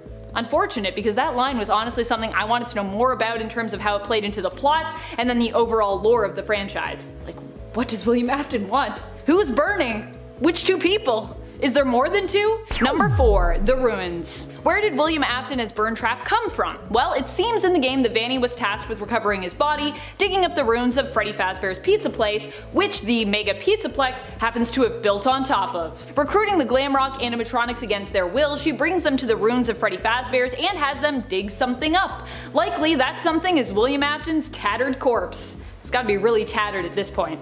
That is how he is able to return with Vanny's help and some convenient construction with the Pizzaplex being built on top of the Pizza Place. Although this likely was also part of his greater plot as Glitchtrap. Fazbear may have still held the deed to that land and, you know, they decided that they should just make use of it instead of selling that lot and then buying a new one to build on. Makes sense.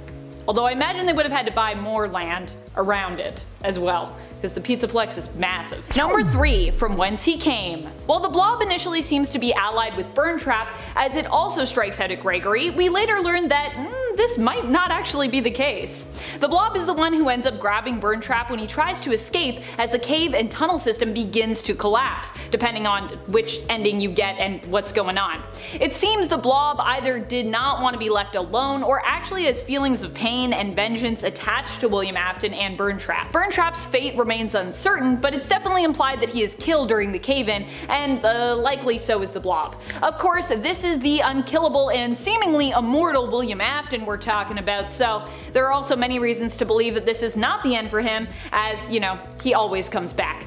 Always. Number 2, death animation. While Burntrap being overtaken by the Freddy amalgamated Blob / Elizabeth / just the Blob, whatever you want to call it, and one of the endings seems to imply that he has died, or at the very least has been defeated, we don't actually get to see his death happen. We just see him basically like pulled away by this Blob as Glamrock, Freddy, and Gregory manage to escape while the underground tunnel and cave system caves in. However, through fans hacking the game, they've claimed that they have found some unused Burntrap files, and within that an unused death animation for the character. There could still be a way to unlock those unused files, of course, as it's still early days for this game, and there are likely tons of clues and hidden lore still left uncovered as of yet. After all, this game is massive, but the other option is that Burntrap's death was initially going to be shown in one of the endings, but was ultimately cut to leave it more ambiguous as to whether or not he might return, and whether or not he actually survived.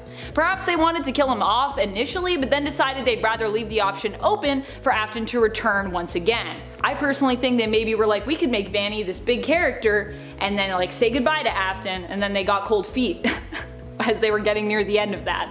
They're like, oh, people won't like it if Afton's gone. Of course, all of the people that have played the game are like, more Vanny, less Afton. Number 1, no jump scare. Although all the other animatronic antagonists in Five Nights at Freddy's Security Breach have their own jump scare if they manage to catch you, Burntrap is the only animatronic who doesn't seem to have one.